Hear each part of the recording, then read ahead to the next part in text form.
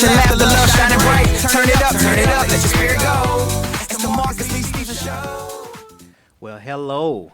Welcome back to the Marcus Lee Stephenson Show. I hope everybody had a lovely Thanksgiving. I know I did. I'm not at the gym today, but I'm here with you. So let me introduce my co-host, Miss Linda Anderson King, Professor Linda Anderson King. Thank you, Mr. Stevenson. Again, I am Linda Anderson King, and I just want to make sure that we invite everybody out next week also. We are going to have a special guest in the house, Dr. Myrna Dartson. She is a psychologist, and we are going to be talking about seasonal affective disorder, or what is also known as SAD. Wow. Yeah, I don't it's deep. understand none of that. And my second co-host, Miss Angelia Carter Clark.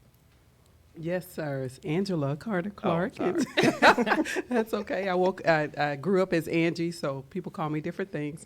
But I'm really excited about next week's show, where we, in addition to Dr. Myrna, we'll also have LaTanya Copeland Berry, who is a grief counselor. So she specializes in grief, offering grief services to individuals. So along the lines of that topic, we'll also talk about dealing with grief during the holidays. This is a really tough time for people who have lost loved ones, and it may not be just loved ones. It could be the loss of a job. Maybe there was a change in a career or some major shift in your life, and you're grieving that loss of a relationship. So we'll be talking about those topics next week. We look forward to it. Perfect. And on that note, just a FYI, I'll be here, but not on camera, because you heard what they're going to talk about. So I would be remiss if I don't introduce this lovely young lady. And I'm blessed to have her here. And we're going to talk about some stuff that she's been blessing people with, too. Miss Renee White. Hello. Thank you for having me. So Thank excited to be here. Yes. Thank you. Yes, I'm glad It's a you're wonderful opportunity. I'm excited to hear that my sorority sister, Michaela Dartson, will be here next week. So, hey, Yes, we'll in the house. grace your screen with lots of pretty pink and green. So I'm so excited about I knew that. it was coming. I knew it was I coming. like that. So, Miss Renee, Yes. Eden's Place. Let's dive in, because this is what we're going to do. We're going to dive in. Why Eden's Place? Well, it started in 2015 with my journey from my divorce. I started a path on trying to rediscover who I was and the devastation, and now having to face the fact that I was a single mom. And so I was dealing with a lot of childhood trauma that I didn't realize that had followed me through various relationships, whether it be work or friendship.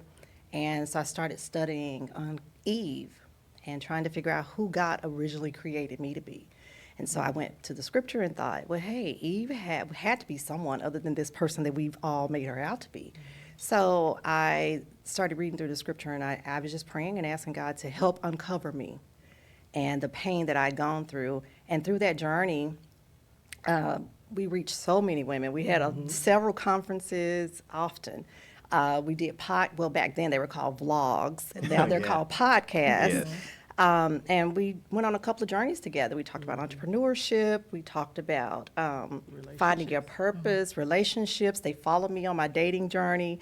And the common thread amongst women that we consistently saw is that we were all trying to heal that inner child in us. And so when God really purposed and pushed me into this new foster system, I thought, what do I have to offer? And not realizing we were all just doing the same. We had all had some type of trauma. And so when God was pushing me to do this foster home for teen girls, I was like, how do these two things connect? And what came to me was the Garden of Eden and Eve. And so that's where we came up with the name Eden's Place, which I like means that. God's place Love of peace it, and love rest. it. And Yes. so that's been our mission. Wow. Now, you said a group of teenagers. Oh, yeah. Now, I'm a girl dad. A lot Yeah. of people know that. My youngest is like 22 now. So, a house full of teenagers. How many head scratching moments did you have to say, "Is this what I really want to Oh, do?" yeah. God, you talking about me, right? You Yeah. know, man. Right, because prior to this, I owned a private school. And we had serviced over 5,000 children in the community in 15 years. And I was like, when God asked me to sell the business, I thought, okay, good, I've done my service. I'm through with kids, you know? And so I spent a lot of nights on my back porch, my sanctuary, just watching television. I'm like, God, what do you want me to do next? I've done everything that I dreamed that I wanted to do at this point. What's next? And so when he was nudging me to do Eden's Place, people were discouraging me. They were like, working with teen girls, why would you want to do that? They're the worst, you know? They're difficult, they're emotional. Why would you do that? And I was just like, well, I mean, if this is what God is laying on my heart, I fought with him for months. And finally, I was like, God, just show me a sign. And so when I got that sign, I was like, I'm all in. You're going to listen. That's Yeah. good. I'm sure that the ladies, let's see, they have their cue cards. So we'll start with Miss Linda here to my left. Thank you. I was going to say, would you mind if I piggybacked on that question? Because I believe, there are over 25 girls Well, in this? we have space for 24 girls. Okay, for 24 girls. And so we're talking girls from all backgrounds, personalities, Yes. all walks of life. Yes. They're PMSing Yes, too. yeah, absolutely. And at the same time, they're trying to find themselves and navigate through that trauma that they've been through. So how do you maintain peace and harmony and cohesion in a place with 24 girls? Of Eden's Place. You know, for me, it's easy. I don't know. You know, I think it's a gift, to be honest with you. One of the things I did discover is that some of the rules and regulations that I had in my days in the private school, they actually mirror each other. So okay. I lived with the girls for 8 months when I originally started. okay. Oh, wow. I moved Okay. in. You were the mama of the house. Yeah. So I have kind of like an efficiency apartment in the facility, my office, and I spent a lot of nights with them. My very first girl did not speak any English, so I had to navigate through a Google Translator. And so by living in the house with these girls and spending 16 hours a day with them, I kind of saw a lot of the cracks and things that I would say, oh, well, this is going to be a problem here, you know? So I created quite a few systems. But prior to that, we had about 2 years where we rebuilt this facility. So we had a lot of time to sit and think and revamp the structure, the layout of it. And so we were very mindful of creating places where these girls could go and retreat, because my concern was I didn't want them on top of each other. Right. Okay. So we rebuilt the facility and made it where it's welcoming. That's the thing. And then the biggest thing for me was I don't have all the answers, you know. I learn as I go. Right. But my babies are wonderful, you know. They're beautiful with their stories. They trust me. And that's the biggest thing. And I have 18 wonderful ladies that assist me daily, that flow in and out of that facility every week, that assist with helping me with implement these structures. And we have a wonderful therapist, full-time therapist that is there. So we have some systems in place. Okay. It's not a single person project, because I couldn't be here. Right. You know, so yeah. That's good. Miss Angelia. So you had mentioned cracks in the system. So what are some of the programs that you've implemented and the services that you provide to the girls to fill those cracks? Well, one of the things is that I found that a lot of these girls came from high poverty stricken homes. And so several of them were always hoarding food. I mean, some of the basic needs that you would see: food, clothing, those type of things. So I put a snack bar in place so that they could see the food that was going to be there. Like they had, you know, chips and oranges, they have cereal bars, so that they know that food is not going to be an issue. So starting with some of those basic needs and removing some of those deficiencies is step number one, and then letting them know they're somewhere that they're going to be safe. A lot of the kids have not had access to funds, so I give them opportunities to earn money through allowances, and they have a system. So every morning, they have a checklist that the staff will check off, and you know, if they get all of their points, then they earn a certain amount of money a day, and they get their allowance on Sunday. And trust me, every Sunday after they go to church, I'm getting a looking text for message it. saying, "Hey, did you cash out my allowance to me?" Okay. So I'm trying to teach them responsibility with money, because that's one of the things they just didn't have access to a lot of these things. So yeah. Wow. Now, real quick, are they in like private school? You teach them there, or I mean, how does that work? No, they go to public school. Okay, that's nice. They're right here in so Dallas they easy ISD. to transition Oh, yeah. with. Okay. Because they need that Yeah. normalcy, you know, and that's the biggest thing is that a lot of them do not like the stigma of being in foster care, you know. Yeah. And I laugh because my little babies, when a new girl comes in, they welcome them and they say, Oh, hey, that's good. you're going to school with me. Let me explain to you who each of us are. This is my sister. This is such and such and such and such. Mm-hmm. And you're going to be, and they will ask the girl, what do you want to be to us? And most of the time they call themselves sisters, so they create a sense of family. They have their own bond. I Yeah, love that. absolutely. Yeah. Miss Yeah, Angie? so you talked about some of the transitions and some of the life lessons. So what are some of those other things? Do they have chores? Oh, yeah. You know, do they participate in after-school activities? Oh, What do yeah. they do? How do you do that? Just like with your normal children, we try to put normalcy in place Okay. so that they have that same simulation of a family, you know. Yes, they do have chores in the morning, in the afternoon, and if you know me, I'm a neat freak, so I have a checklist on the wall to help them along because some of the girls don't like for you to have to tell them, in their opinion. They'll say, I don't want you to tell me what to do. They're teenagers, right? So I don't have to tell you, just read and do those things, you know, and they, you know, they do well. As for after-school activities, oh, yeah, my girls are in dance, they cheer, they play volleyball, they play basketball, they're on the Nice. swim team. So I really want to encourage them to be active in school and to let them know education is very, very important, you know. Wow. Now, how long have Eden's Place been involved? I mean, been around?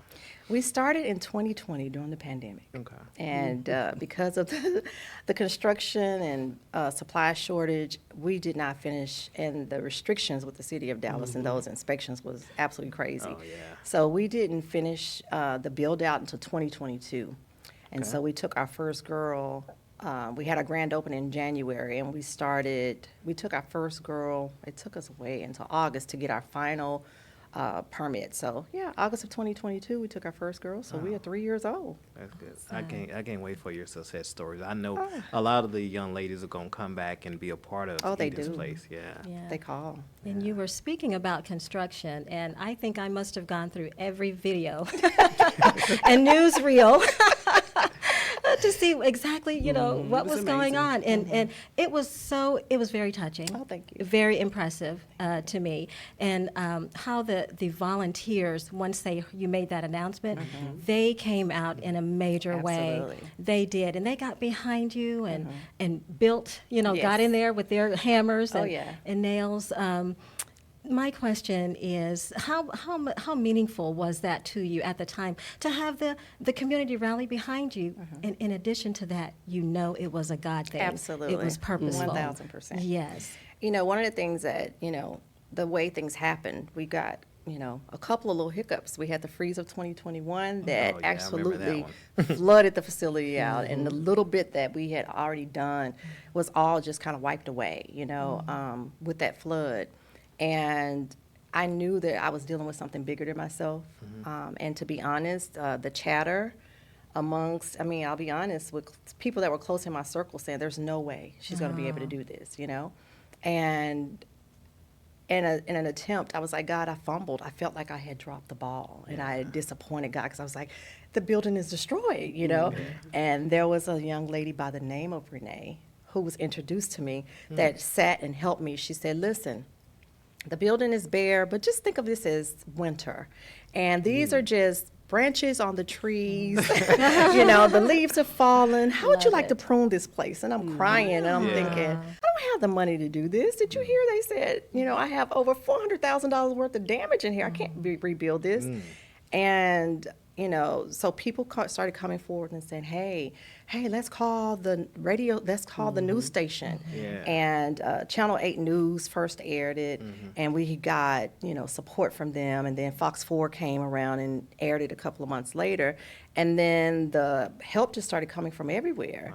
And, you know, I was just blessed to see people were saying things like, hey, I can't give you all of the money, but we own an electrical company. We'll donate all of the lighting. Wow. And, That's a you know, I was like, oh, wow. And then someone else will come along. We'll donate the paint. There were times when funds would just come in we needed our air conditioning. I think it was like $5,000, and I was praying. I'm standing in Lowe's shaking, you know, like, how am I going to pay for this air conditioning unit? And then my phone would ding, and there it is, the $5,000 donation. And so I just had to tell myself, if God didn't purpose this or didn't plan for this to happen, he would have let me fall a long time ago, you know. Even the way we acquired the property was beautiful. You know, it was one of those things where my ex-husband called and said, my ex-husband, right? He called and he said, hey, I see this property that may be, you know, great for this. And it had a contract on it. And I said, yeah, I'm trying to appease God. So I was like, oh, just put a backup offer on it. Wink, wink, right? Because I'm thinking, if this property is gone, God's going to leave me alone. I did my part, right? No. And so he calls back and he says, they just called and said the contract fell through.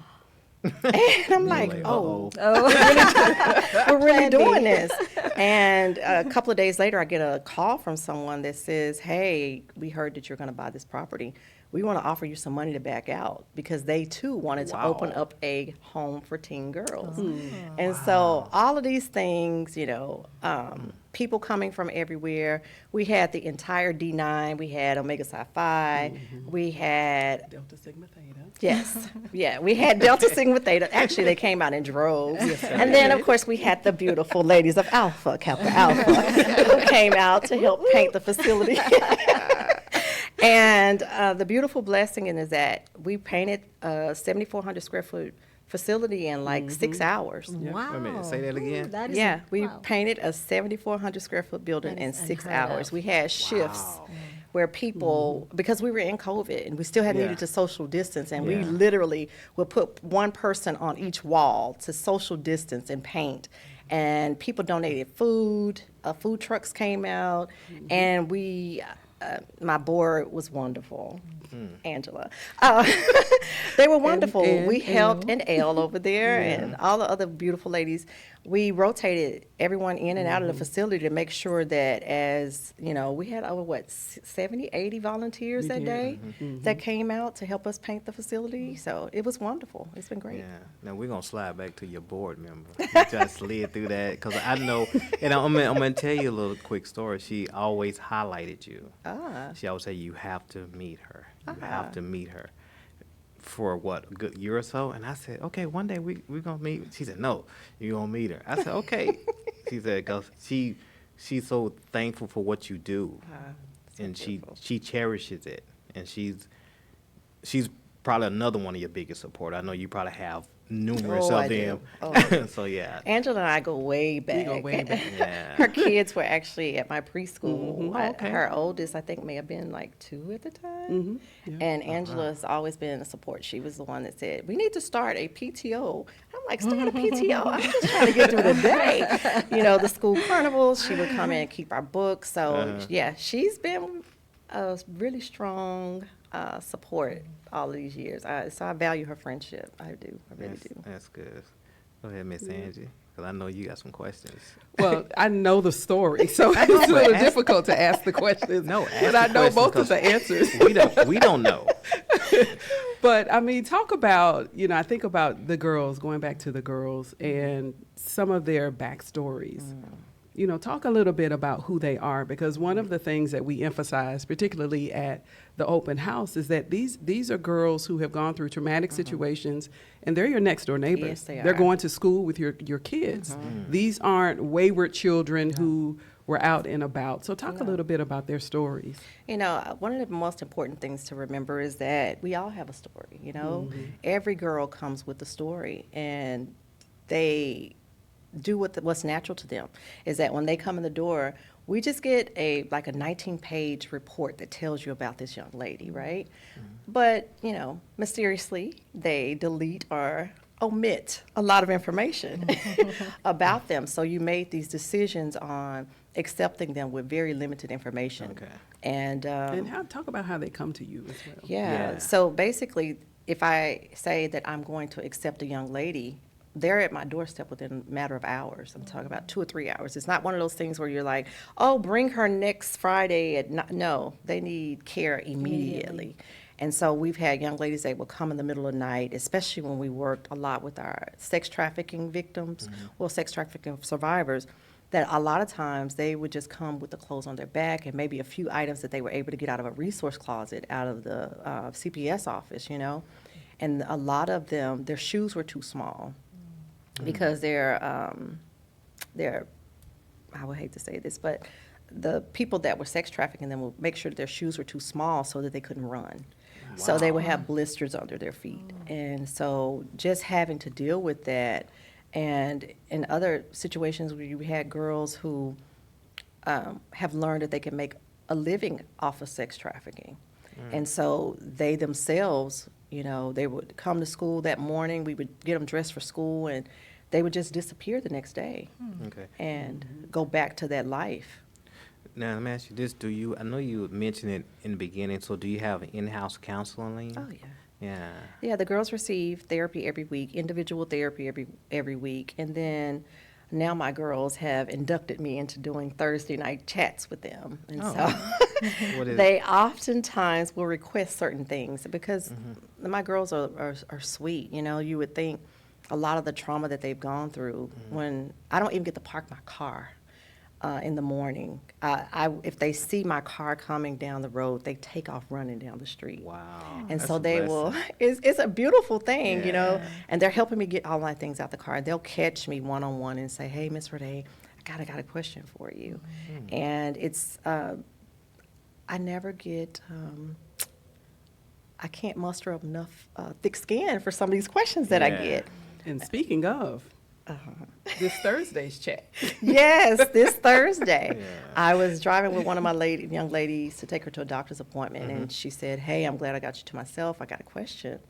I said, okay. And so she said, how do women basically wear condoms or wear protection? And I said, well, what kind of protection are we talking? Because I'm trying to know, like, wait a minute, is she asking me what I think she's asking me? And she says, you know, when you're ready to do, and I'm thinking, Father God. Okay, and she said, well, I know I can trust you enough that you'll tell me the truth. So I said, okay. So this Thursday, I will be hosting a cucumber and condom party. Well, I will Wow. teach her Yeah. how to actually apply a condom correctly. Yeah. And I was speaking with her caseworker, and I said, hey, I think she's interested in you know, becoming active. boy. And so her caseworker said, she didn't tell me about it. I said, well, she told me she trusts me enough. She said, well, basically, you got to finish the job, you know. Yeah. So Yeah. it's all of those wonderful life lessons that you would have with your own daughter. But I just am thankful that the girls trust me enough to ask, because there's so much information on social much media, misinformation. the internet, that they could go and ask a friend, Yeah, and they they get have all no the idea. wrong information. Right. Yeah. And so I learned early with my own daughter not to seem shocked or make them feel bad about whatever question that they have.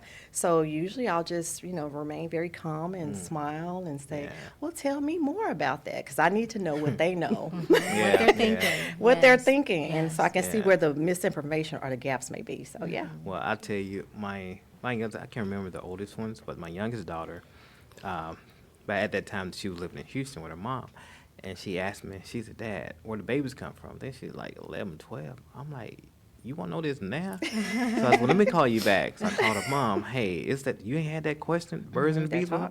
No, you can talk to her about it. Me. yeah, you. So, you know, I called her back, hey, I'll be down there tomorrow, and we'll go out and eat and talk. You know, in the schools, they used to offer sex education classes. Yes, they did. Last year they did, and I was like, I looked this year, and I called and I said, hey, are you guys going to offer those sex education classes again? They lost funding. So wow. a lot of those things fall back on the ladies at my facility and myself, is that, you know, who's going to teach them how to shave their legs? You know, they're not there with their mom where their mom would normally do that. So it's all of those transition life skills that we have to teach them. How to do your hair, how to keep up your hygiene, how to Yeah. apply makeup, Yes, yes. you know, all of those great things. What size bra do you wear? It's just all of those basic things that a lot of these young ladies they don't have their mom to ask Right. those questions. See, Some of I them didn't do know these. that schools required funding for such classes, you know, like that. Yeah. Wow, that I didn't know that. We, you know, of course, in our era, we didn't know a lot about the process of it. So even with your stuff, do you get funding from the districts, the Well, the city? state provides daily funding for those young ladies, but it's up to you to figure out how you're going to use those funds, because you still have to pay for their basic needs like clothing, shoes, everything. Yeah, Getting and their hair girls are done. expensive. Girls are very expensive. Yes. So one of the things that, if I could say, one of our greatest needs is that we do need additional funding for programs. Like, my girls go somewhere every weekend, because I have young ladies who have not been exposed to it a lot. The last young lady I had that was 16, when we got ready to go to the movie theater, she was like, "I've never been to the movies." Oh, wow. And I was So like, hard, "Oh, yeah. okay." And you mentioned one with the grocery store. Yeah, Never been one to the said grocery she'd store? never been in a to the grocery grocery store? store. Mhm. She said that she and her mom were homeless, so they shopped for their food out of the garbage bins. Oh, my And goodness. so, it was exciting for her to be able to go into the store, into Walmart, because we take them every Monday, Sunday. We want to teach them how to go shop for things. Okay. And so that was a field trip for her. Okay. I want to, before we go too far, how would people, we say funding, how would they donate to you? How would they contact you? Like different companies and stuff. Right. You can easily go to our website, edensplace.org, and there is a donation page that's there. And it will send you to the link to actually make a donation. If they need to contact me, they can always email me at info@edensplace.org. And so that's a way to get in contact with us. And could you say that twice? Because things of importance, we like for people to say no it problem. twice. It's info@edensplace.org. If you can think of the Garden of Eden, it's spelled the exact same way, but with an S.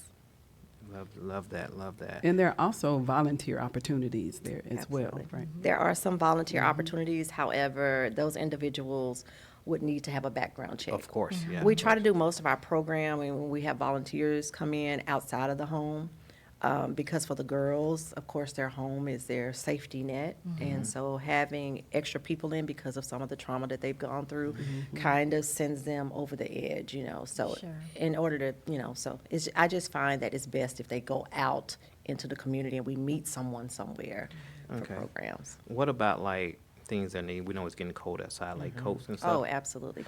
Coats Okay. are a great need. We absolutely could use new coats, hats, scarves, gloves, those kind of things, underwear, bras, anything like that. One of the other things outside of clothing and things like that, for programming, we're actually trying to create a wellness center at the facility. So we started it, and we were trying to get basketball courts and volleyball courts. We would like to have a greenhouse so that the girls can start learning to plant and Yes. garden. And a fence. Wonderful. Yes, We need and a a new fence fence, the in the remainder of our backyard. privacy fence, yes. Yeah.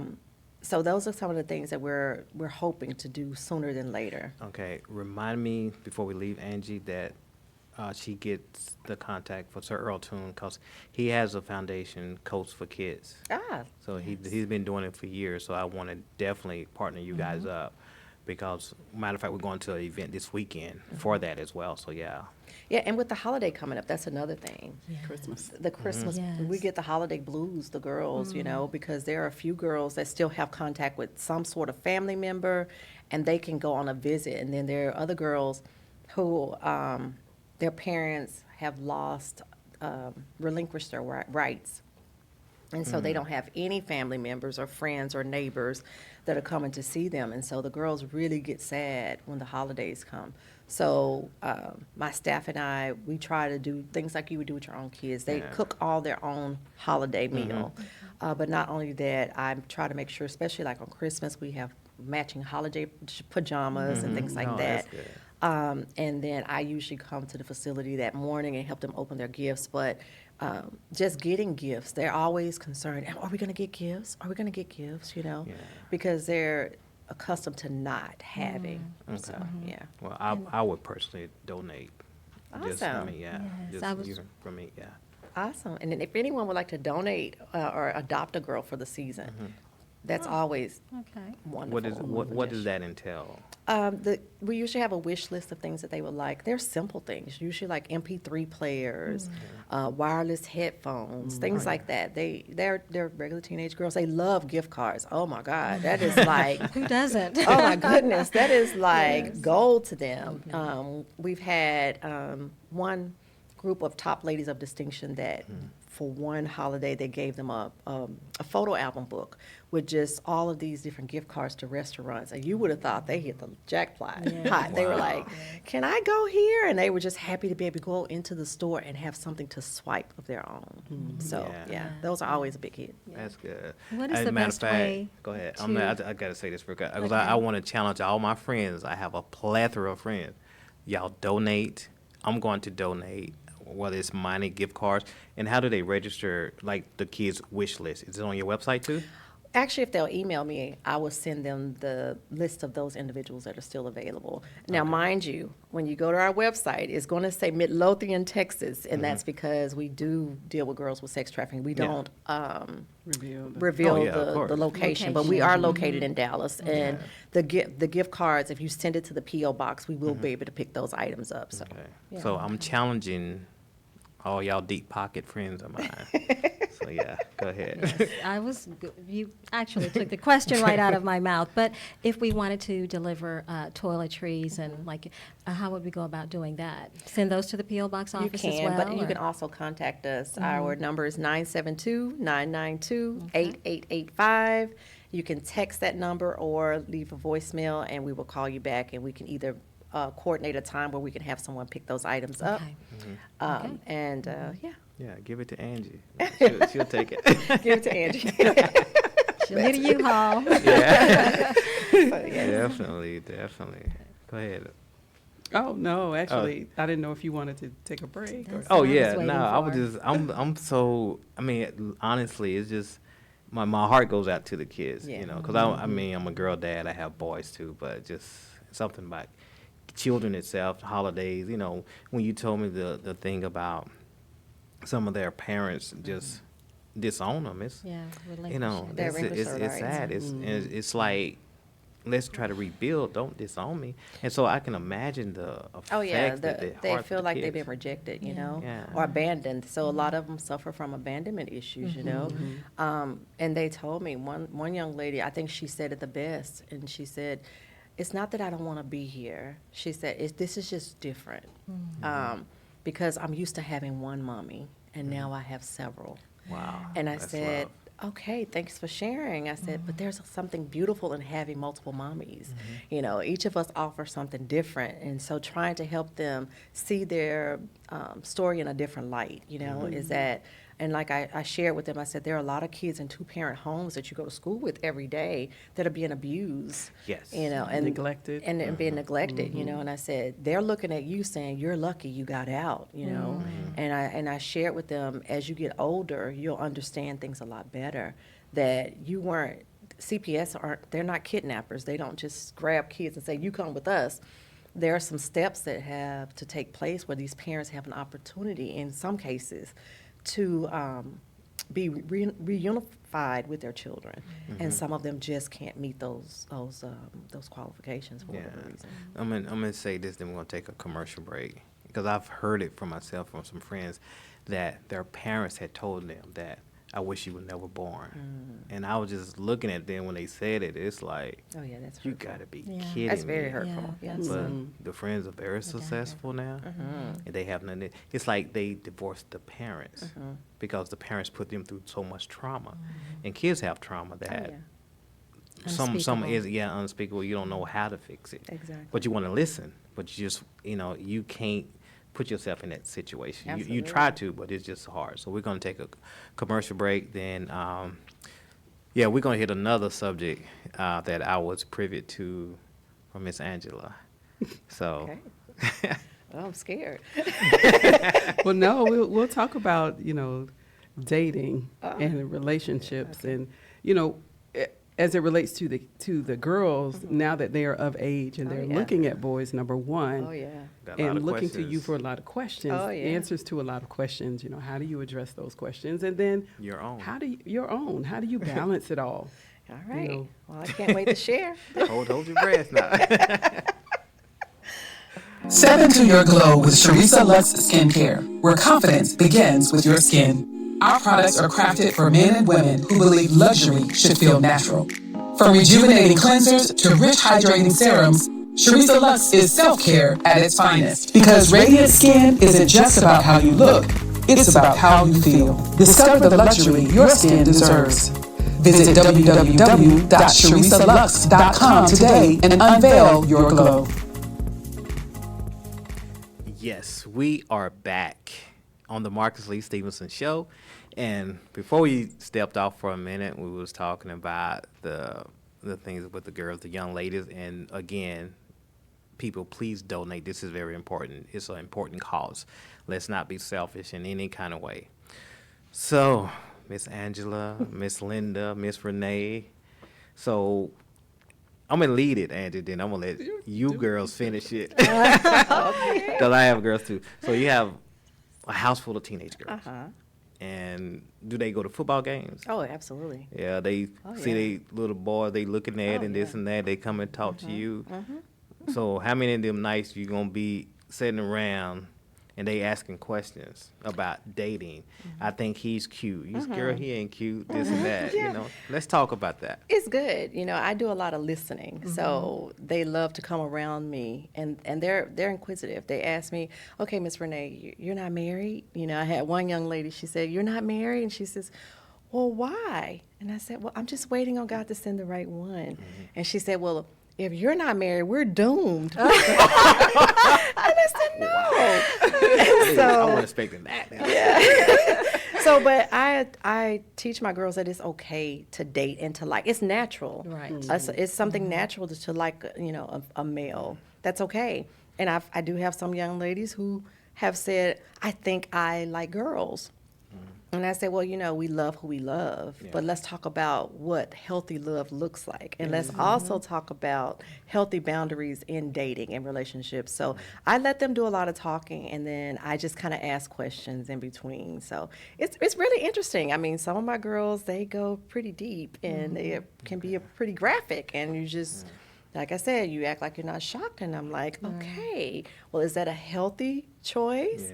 And also talking to them more about what do you like about this person? It has to be deeper than just the physical. Yes. Yeah, what do you like about them? And just like I told my own daughter, you need someone who's kind, who's generous, who's loving. And that's a challenge when you're talking about girls who have come from abusive situations, because a lot of times they attract what they've seen and what they've experienced in the past. And so having those conversations, I just had one with a girl on Saturday who found a boyfriend at the skating rink.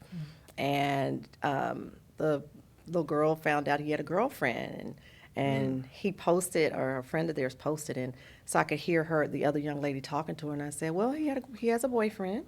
How does that make you feel? She said, I'm angry about it. I said, I would be too. And I said, you deserve someone who just wants to date you. And she said, yeah.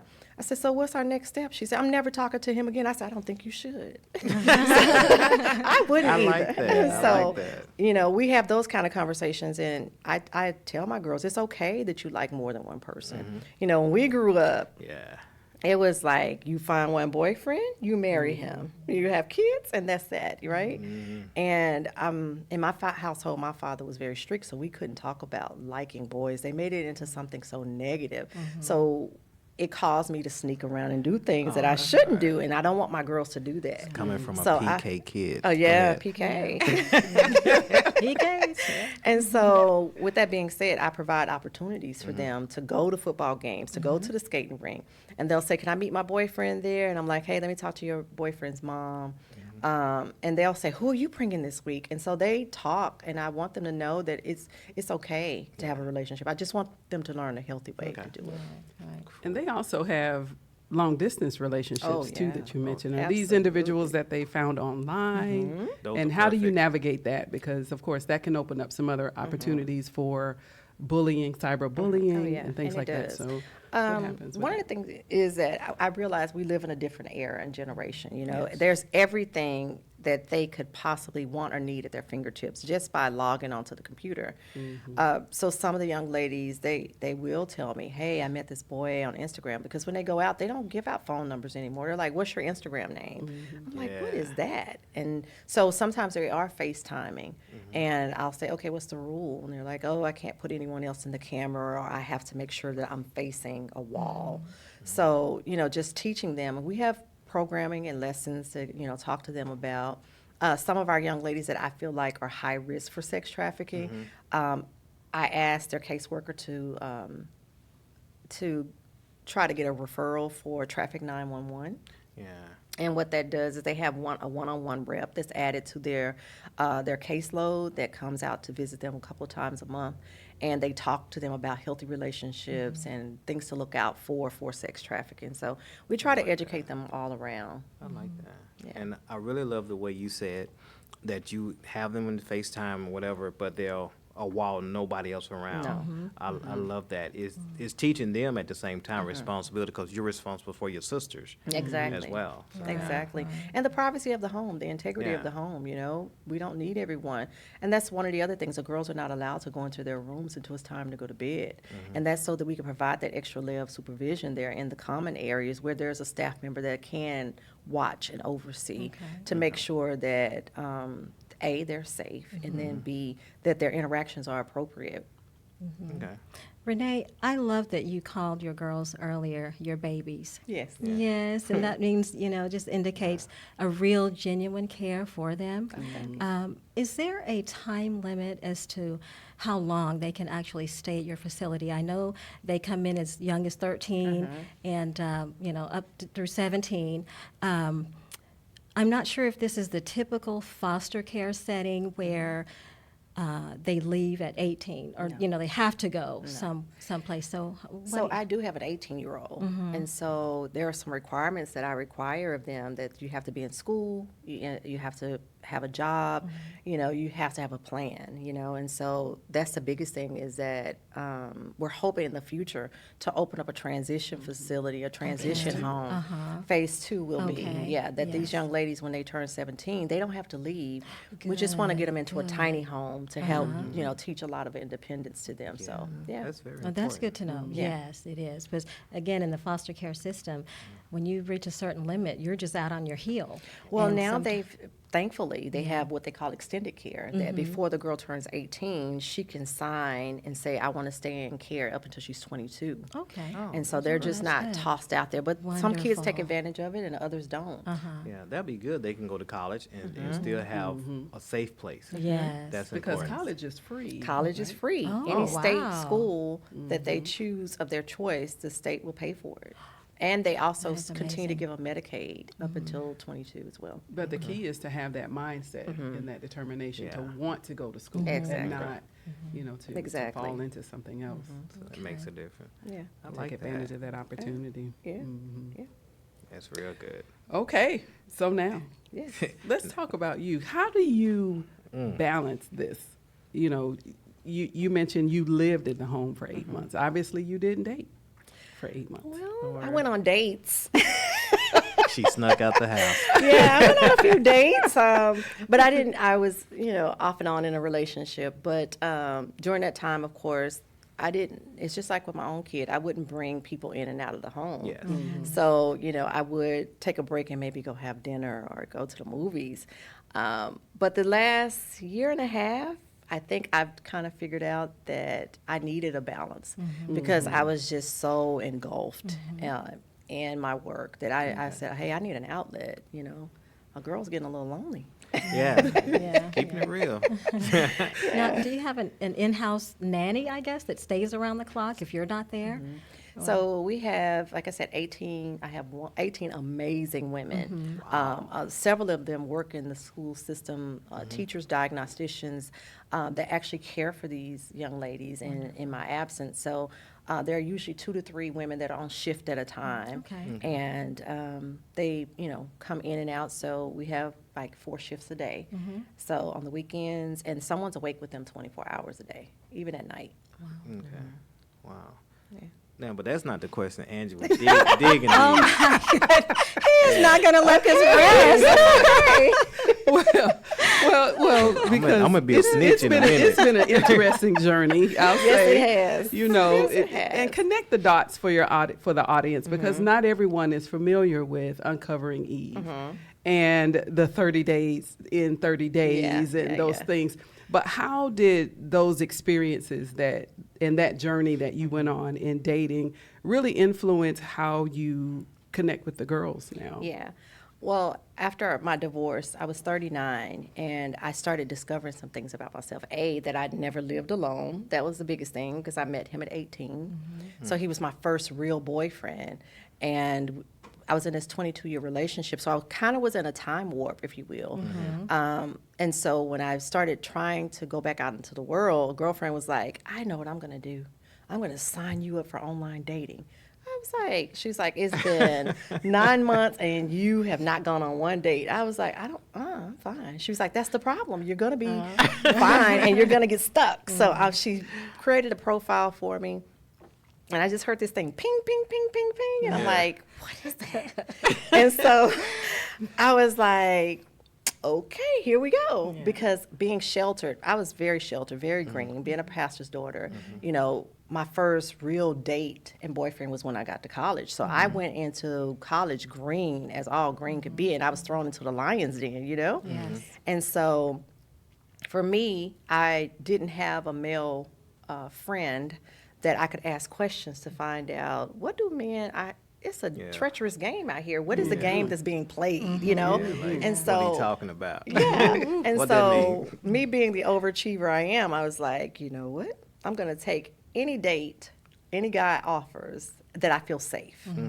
And so I ended up going on 30 dates in 30 days. And not that I was going on a date a day. It was more or less when my daughter would go with her dad on Thursday. Oh, don't tell. Okay. No, don't do tell. So because I am an overachiever, I would start dating Thursday night. Don't look into the I would audience. choose a plaza, and I had a system in place because I'm organized, right? So I would go out with a guy that morning for breakfast.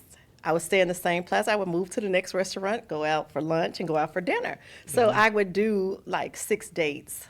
6 to 7 days. 8-hour shifts. Oh, I did. I did. Because I needed to get in front of men. I wasn't sleeping with these guys. I just wanted to talk to them because I needed to understand, you know? And I would just sit and have conversations. And at first, I went through my whole spiritual thing where I would be speaking in tongues and looking at their eyes saying, oh, he lying. And then I started, you know, realizing things about me because I was working with preschools at the time that I was a little bit more touchier and what did that mean to a man? You know, all of those things. Yeah. And so my hiccups and experiences, I find my girls doing the same thing. Yeah. And just telling them, be mindful of the nonverbal communication that you may be sending off, you know.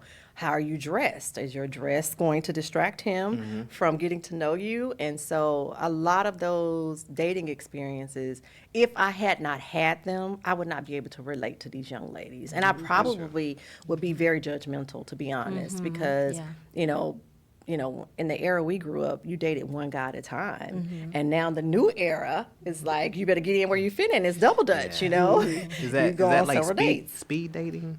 Who, which one? The one you were talking about, the 30 days. Oh, Is that, no, it oh, wasn't it's speed different? dating. It was just Okay. my version of dating. I didn't know. Because you I know know? speed dating is like, I've No. seen it on IG. I was like, whoa, that'll drive me No, crazy. you know, It's not a real date. yeah. Yeah, this is No, It's these just a were- conversation. Yeah, Okay. these were That's dates. a little bit different. So with that, you know, it made me start eventually. I was like, you know, God, I really do want to get serious about somebody, you know, at some point. So I was never opposed to getting in a relationship, but my main focus was on just gathering information and learning about myself. Because when men would ask me, what do you like to do? And I was like, whatever you like. I was a girl on Coming to America. Okay. And so going on these dates, various guys were exposing me to their life. You know, that some would say, let's go, you know, bowling. I was like, never been, okay, yeah, let's go bowling. Or, you know, some would be into various things. And so it taught me what I did like and what I didn't like. And more importantly, it helped me hone in on what I wanted in my next mate. And so. And I think along the journey too, you found out more about who you are Oh, as yeah. a woman, and that's key too. So that when you line up with that man that sees you, you already know what you're Yeah, bringing. exactly. So- And the battle here was when I was starting uncovering Eve. Of course, I'm talking about Adam and Eve, so I'm Yeah. talking about a lot of spiritual things. Right. And for a Christian woman, it was like, how do you date? That was a question I was starting to get from other women, and so that's why I put my dating life online so that they could see that you can date without compromising your character or your integrity. Right. You're not sleeping with everyone. There's no slut shame here. You know, if you see someone, you want to go out, you're okay. You're free. You're single. You should take the date if that's what you want to do. And so, just trying to take that stigma away from Christian women that we can date. Right. And you were talking about that spirituality and, dating and being a PK, et cetera. So is there any type of spirituality incorporated into the girls' home? As far as church or, Oh, yeah. The girls go to church every Sunday. I let them choose what church they want to go to. We expose them and take them to different churches, and then they get together and say, hey, we like this one. And so they found their own church home. A lot of them have gotten baptized since then. And when they don't go to church, they beg to go to church, even on Wednesdays. Every other Wednesday, they go to Bible study as well. So, But it's not forced upon them. It's just one of those things that we offer. And if they choose Expose to them. go, then they do. Yeah, the fact that they get something out of it, which is great. I mean, I know And you- grown people don't get nothing out of it. They Right. don't Yeah. even go. But you So, never yeah. know the seeds that are being planted. Absolutely. Yes. Absolutely. Yes, so. Man, that's wow. Yeah. Are you did get- satisfied? Yeah. Well, not really, but Angie already told me some stuff. I'm gonna snitch on it. I did, Okay. and so Well, you- let me ask you this. I'm gonna ask you because you. I don't know. I can't read your mind, so go ahead Okay. and ask the question. You want to So, ask. at the end of your 30-day ritual, whatever you want to call it, did the prince come for you? No. So I Did the started king this come journey. for you? No. So I started this journey in 2015, and so it wasn't until this last year that I really started talking to God. I'm like, look, I've done everything you asked me to do. I'm starting to get lonely. I started realizing that I was a workaholic, that my days, 7 days a week, was consumed with Eden's Place. Yes. And I just felt like I was coming home and going back to work. That was just my thing. And so I guess in May, I was like, okay, look, God, I'm going to get back on the dating app, and I'm going to see whatever's out there. Let's just see. I just need companionship or interaction. And so shortly after I got on the website, I met someone. And it was one of those things where I couldn't get in my own way this time. Yeah. Because, of course, I had all of my lists lined up, Yeah. like before. Toss that to the side. Scroll. Yeah, before we go out, I'm going to FaceTime you because I need to make sure you're that person. Yeah. I'm not putting on makeup. I'm not getting dressed. Yeah. I'm going to let you see me as raw as possible. Okay. And I didn't get a chance to do any of that. I was busy. And so a gentleman reached out and, whatever. And I was like, I looked at his profile for a couple of days. I let it sit there. And I was like, I don't know, do I have time to date? I know I say I want to, but do I have time to date? And I was like, well, let me just swipe. And so he inboxed, and it was just something different about this time. Okay. And one of the things is that his profile was very vague. It was very vague. It only had maybe 3 words. It said something like cool, calm, and collect. And I'm like, what do I Okay. do with this? And I'm gonna pause you right there because our time is up, but we're gonna finish this. Uh-oh. We have an after show, so we're gonna finish this. We got to pay these bills. So to next Tuesday, make sure y'all watch, and y'all can see the after show tomorrow on the YouTube channel, the Marcus Lee Stephenson Show, and you can see the whole show in its entirety. So until then, everybody be blessed. Have a safe night. If you're out driving, going to work, whatever, just be blessed. So from us to you all, we love you, and we hope to see you again next Tuesday. Bye.